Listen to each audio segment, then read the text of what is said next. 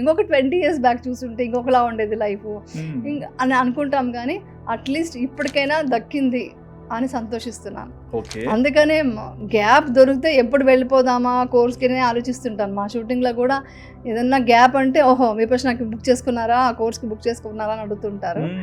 So అలా వెళ్తున్నాను. ఎక్కడ చూసినా మీ వీడియో ఇంటర్వ్యూ ఉందంటే పైన విపక్షణ. అవును, ఎందుకు చెప్పానంటే యాక్చువల్లీ చెప్పాలంటే కొన్ని విపక్షణ గురించి మీరు టాపిక్ తీశారు కాబట్టి మొత్తం చెప్తాను. విపక్షణ ఏంటంటే మనం బయటకు చెప్పకూడదు.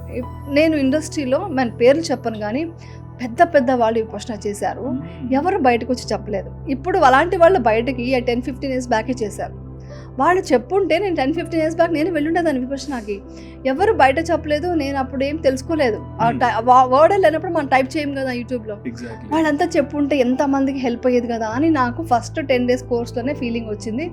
బయటికి వెళ్ళగానే నా ఫస్ట్ డ్యూటీ ఏంటంటే ఇది ప్రపంచానికి తెలియపరచాలనే ఉద్దేశం. సో అది నేను స్టార్ట్ చేశాను. చేసినప్పుడు నాకు ఎవరు అక్కడ కాంటాక్ట్ లేదు విపక్షణ దీంట్లో గ్రూప్స్లో. ఓన్లీ వెళ్ళాను, కోర్స్ చేశాను, వచ్చేసాను. కానీ మన పర్సనల్ ఏం ఎక్స్పీరియన్స్ అయిందో అది చెప్పకూడదు, అది నాకు తెలీదు.